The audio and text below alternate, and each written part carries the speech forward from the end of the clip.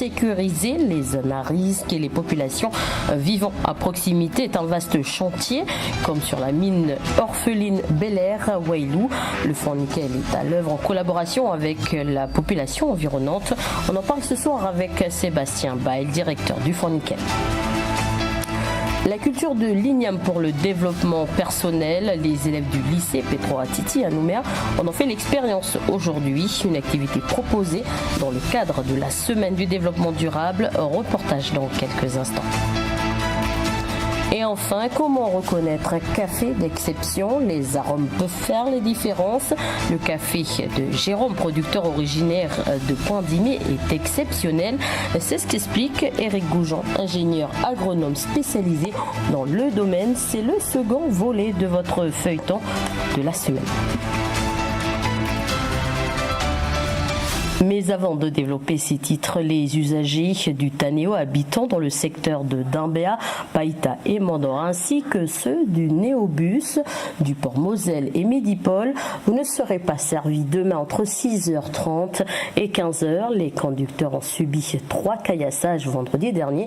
Un débrayage aura lieu donc demain pour protester contre toutes ces incivilités. Une autre information en lien avec les événements pluvieux qui ont marqué l'année. Les agriculteurs de la province sud vont bénéficier d'une aide d'urgence pour le maintien de l'emploi salarié agricole. La dotation accordée par la province ce mardi concernera le premier et le deuxième trimestre de l'année 2022.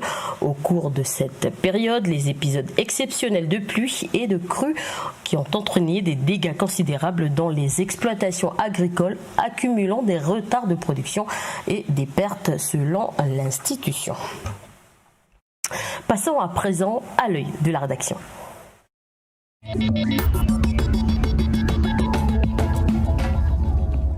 Planter des arbres pour sécuriser les zones à risque, c'est le point final du chantier engagé sur la mine orpheline de Bel-Air sur Wailou.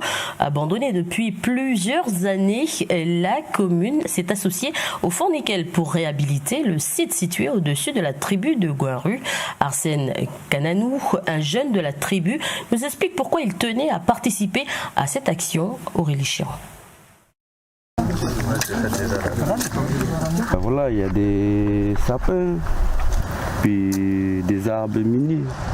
Arsène n'oubliera jamais cet éboulement de novembre 2016. Ce soir-là, sa maison a été ensevelie. On fait ça aussi, c'est pour éviter les éboulements. Ça. 6 ans après la tragédie, le jeune homme participe à replanter des arbres dans les hauteurs de Gouinru. Pour l'instant, comme ils ont dit qu'ils vont suivre après, c'est toujours les travaux. Bon voilà, c'est un truc qu'on veut voir aussi à la tribu, c'est toujours suivre à long terme, quoi. Hein, parce que des fois on fait comme ça, puis avec les mauvais temps, ça recasse, puis voilà. Mais ça rassure quand même, quoi, hein, par rapport à avant. Ce reboisement est la dernière étape des travaux engagés sur la mine Bel-Air de Wailou, un chantier lancé il y a 3 semaines par la mairie et le Fornickel. Sur ce site abandonné depuis plusieurs décennies, il a d'abord fallu réfléchir à la gestion des eaux. Alors là, on est devant une succession de seuils en bois qu'on a placés dans cette zone, qui est une zone de ravinement, où on voit que la concentration d'eau de la mine a enfoncé les terrains, donc a créé cette ravine. Et donc on est venu placer des seuils et donc d'éviter que la ravine continue à s'enfoncer. On réalise de nombreux fossés, qu'ils soient empierrés ou pas. Et puis après, on a des ouvrages qu'on appelle des cassis, qui sont en fait des creux sur lesquels on rejette les eaux vers le versant. Nos ouvrages, ils sont là pour fonctionner pour des fortes pluies, et on est là derrière pour venir entretenir régulièrement et faire en sorte que les ouvrages durent dans le temps. Depuis les éboulements meurtriers, la population est activement impliquée dans la reconquête de la biodiversité grâce au projet Reprise, une initiative qui permet aux sociétés privées de contribuer à réparer les stigmates du passé. On a mis en place un espèce de laboratoire pour faire en sorte que les choses se recollent et puis pour faire en sorte qu'on puisse continuer à développer notre commune sur une trajectoire positive. C'est ça l'idée, hein. C'est que chacun puisse vivre convenablement sur la commune. Et on sait qu'on a besoin aussi bien de l'activité pour donner de l'emploi aux jeunes, pour créer de la richesse. Puis on a besoin aussi de protéger nos zones vertes, nos cours d'eau et nos bassins versants. À Gouinru, en plus des 3500 arbres endémiques mis en terre, de l'hydroseeding a été utilisé. Une méthode de semis par projection hydraulique pour optimiser l'implantation d'une couverture végétale. À Wailou, collectivité, population, société privée, Fonds Nickel, tous souhaitent ramener de la vie où les écosystèmes ont depuis longtemps disparu. Et pour en parler ce soir, Sébastien Baille, directeur du Fonds Nickel, bonsoir. Bonsoir. Alors on l'a entendu à l'instant, Arsène a perdu sa maison en 2016 suite à un éboulement, donc il replante des arbres aujourd'hui pour éviter que ça se reproduise. Alors comment se passe la communication avec la population lorsque vous prévoyez une réhabilitation ? C'est la première marche est la plus importante, c'est-à-dire que on n'arrive pas en disant aux gens voilà on a un projet on va le faire, on arrive aux gens en leur disant voilà votre site fait partie des sites que l'on a identifiés comme prioritaires, voilà notre projet. Souvent on leur propose en leur disant écoutez on revient dans 2-3 semaines et puis on échange et dites-nous ce que vous en pensez, parce que l'idée c'est pas tant de réhabiliter pour habiliter, l'idée c'est effectivement de restituer un cadre de vie dans la durée, et ce qu'ils vivent au quotidien il est important de le restituer et puis de corriger. Je me souviens par exemple notamment à Gouareux, personne n'avait imaginer que le cimetière puisse être régulièrement inondé en période de pluie. On l'a découvert quand on a discuté avec les gens. Et clairement, c'est quelque chose qui est venu en plus des travaux, mais c'est quelque chose qui est absolument normal. Et voilà comment un petit peu on s'y prend. Alors quelquefois ça prend du temps parce que les gens se méfient. Ils ont quand même vécu une période où la mine a laissé un lourd passif qu'il faut maintenant réhabiliter, restaurer dans la durée. Mais lorsqu'ils comprennent que l'on est là pour aménager, restituer, à améliorer, rendre un cadre de vie, eh bien les choses se passeraient très bien. Et puis après, bon, il faut travailler avec dans la transparence et avec respect. Alors, un mot que vous venez d'employer qui m'interpelle, la mine a laissé un lourd passé dans ces sites miniers. Les opérateurs miniers contribuent au Fonds Nickel via une taxe dite superficielle à l'ordre de 1000 francs par hectare, une somme très faible, on va le dire. Alors, est-ce que cette participation est suffisante et quand on sait qu'il n'y a toujours pas de taxe sur le minerai extrait ou le minerai exporté ? Alors là, l'équilibre sur le financement du Fonds Nickel date de 2009, date des discussions de 2009 et le montant de la redevance a été calé. Maintenant, l'important c'est de savoir si on a 400, 500, 800 millions par an, est-ce qu'on les utilise. Il y a un optimum de fonctionnement entre ce que l'on reçoit. On reçoit à peu près 200 millions qui sont liés à la taxe superficielle. Et puis, on a organisé un plan d'action et qu'on a priorisé en fonction des enjeux et on décline ce plan. Aujourd'hui, ça fait 6 ans qu'on est à peu près sur une moyenne de dépenses de 350 millions par an et on a des recettes de l'ordre de 200 millions. Lorsque le titre est détenu encore, on peut intervenir sur le passif qui est antérieur à 1975 et dans ce cadre-là, les sociétés financent à hauteur de 20% les travaux. Mais dans la durée, c'est elles qui ont la charge de l'entretien lorsque le site est détenu. Du coup, au final, c'est les sociétés minières qui supporteront la plus grosse part. L'important, c'est d'initier les premiers travaux, de gérer les eaux de ruissellement pour s'opposer pour empêcher une érosion massive, et puis ensuite, d'inscrire les choses dans la durée.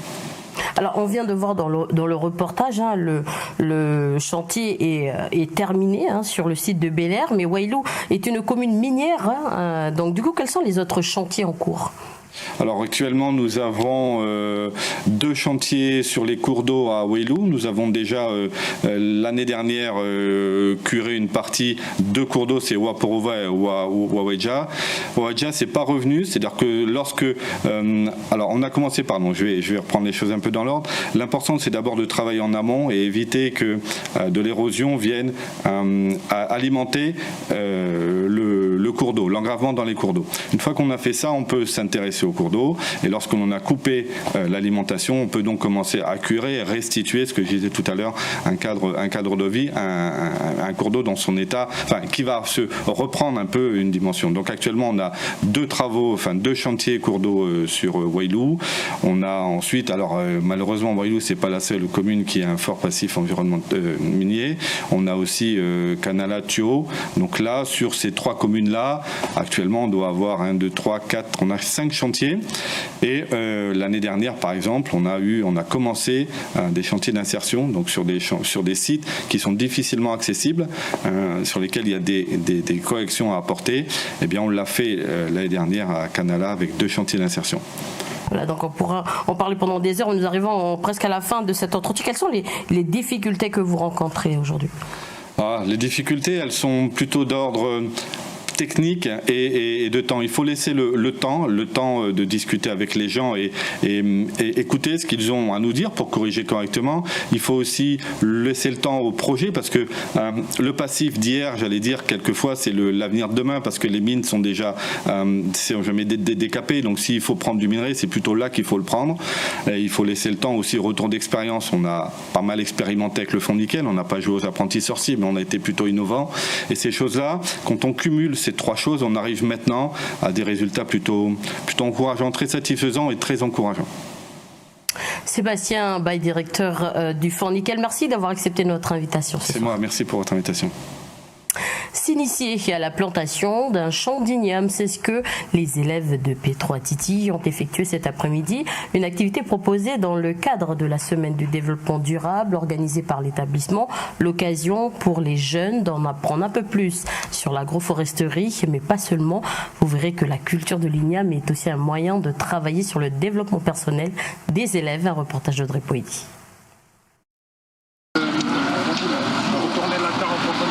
Avec la varenne, faire le trou, on pique le bois pour que le bois il va donner l'indicateur, on va mettre la tête de l'igname. Taper la terre, creuser et planter les ignames, c'est ce que Mike et Dani font avec leurs camarades. Ces élèves de terminale échangent autour de l'agroforesterie avec leurs intervenants. L'occasion de partager des techniques et pour l'équipe enseignante d'attirer l'attention des élèves. Il y a une grande différence entre la classe et en dehors. En dehors, il y a une grande pratique. Moi, je connaissais déjà aussi quelques techniques, mais Guillaume est arrivé, puis il a commencé à expliquer par rapport aux micro-organismes, tout ce qui peut enrichir la terre. La terre, oui, voilà. Franchement, je pense que cette journée a été une réussite. Et par rapport au projet, je crois que c'est un projet qui est très intéressant d'abord pour les générations qui vont venir après, les élèves. Au-delà de la sensibilisation à l'environnement et à l'initiation à l'agroforesterie, ce moment est également une occasion privilégiée pour les intervenants de partager leur expérience de jeune à jeune. Ce que je peux dire, c'est que c'est ce que j'ai ressenti aussi moi à leur âge, c'est d'avoir ce genre de relation un peu avec la terre, c'est d'avoir des relations un peu avec la culture, puis qu'il y ait des personnes qui puissent venir partager. Et je pense que c'est important qu'on puisse s'engager sur nous, les jeunes, entre jeunes, pour accompagner notre génération, pour les accompagner dans leur développement, quoi. Parce que voilà, il y a toujours ce petit rappel qu'on fait aussi, c'est qu'il ne faut pas qu'on oublie nos racines, quoi. Il ne faut pas qu'on oublie nos valeurs, valeurs culturelles, identitaires, et ce qui nous permet aussi de pouvoir avancer avec confiance, quoi. Ce champ d'igname est une première pour l'établissement. Les professeurs à l'origine de ce dispositif souhaitent le pérenniser sur le long terme.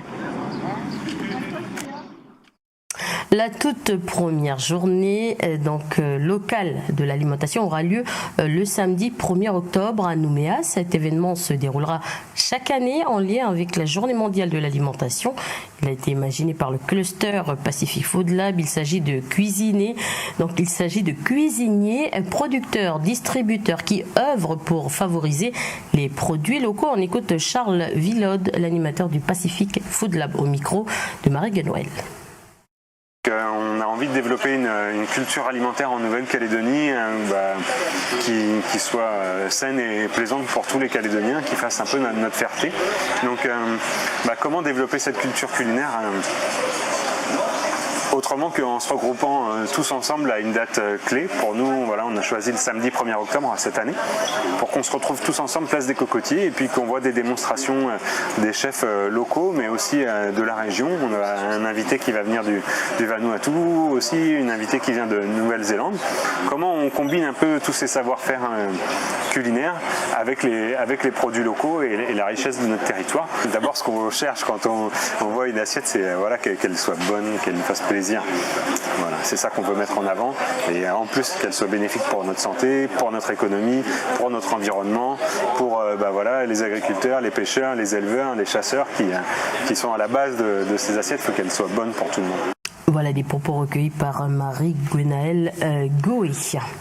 Dans le deuxième volet de votre feuilleton consacré au café, nous vous proposons cette rencontre entre Jérôme, originaire de Poindimier, et Éric Goujon de l'atelier des alchimistes et ingénieurs agronomes spécialisés dans le café et l'agroforesterie. Le café de Jérôme aurait un arôme au goût de biscuits beurrés. En effet, ça donne envie. L'objectif également, c'est de valoriser tout en essayant de répondre aux standards internationaux exigeants et rigoureux. Un reportage d'Ismaël Ouakassi.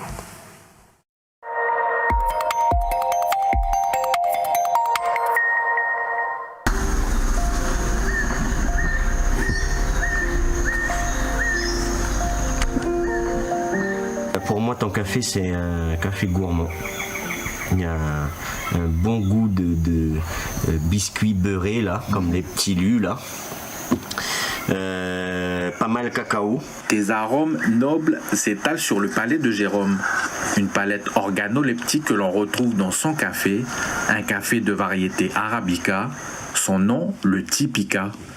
Pour Jérôme, c'est une toute autre façon de déguster, mais bien plus encore, c'est une manière de mieux connaître son café et sa valeur. On n'avait pas tous ces analyses-là chimiques qui nous permettent de vraiment connaître le café et les résultats du travail. Toi, tu as un café, je pense, qui pourrait être largement vendu aux alentours des 9 000 francs du kilo, torréfié. Et avec une petite torréfaction conventionnelle, si on part sur un café un peu plus léger, on a réussi à corriger un peu les défauts de grillé. Oui. Je pense qu'on arriverait à du 12 000 francs le kilo torréfié. Contre 2 000 à 4 000 francs du kilo à l'heure actuelle, valoriser une filière de dégustation à partir de critères de qualité permettrait de gagner en réputation. Une valeur ajoutée pour s'inscrire dans un marché spécifique hors du sentier de l'industrie, noyé par le marché mondial. C'est les grands torréfacteurs, les grands baristas, les grands cafés. Eux, ils ont un vouloir, une demande en produits exceptionnels, en produits de qualité. En terroir, on a un café rare ici. Il n'y a pas beaucoup de kilos de café calédonien dans le monde. Donc, quand ces baristas mettent la main sur ces cafés-là, ils vont nous permettre de nous faire une publicité, de reprendre conscience. Tiens, c'est vrai qu'on a quelque chose. Donc je pense que des micro-marchés, des micro-envois, des micro-quantités qui vont partir à l'étranger vont permettre de remotiver les gens ici. Au pays, seulement 6 à 10% du prix final serait reversé aux producteurs. Pour ce café de terroir et de caractère, la Nouvelle-Calédonie appelle donc à trouver une place dans un marché d'exception internationale en dehors de la filière actuelle.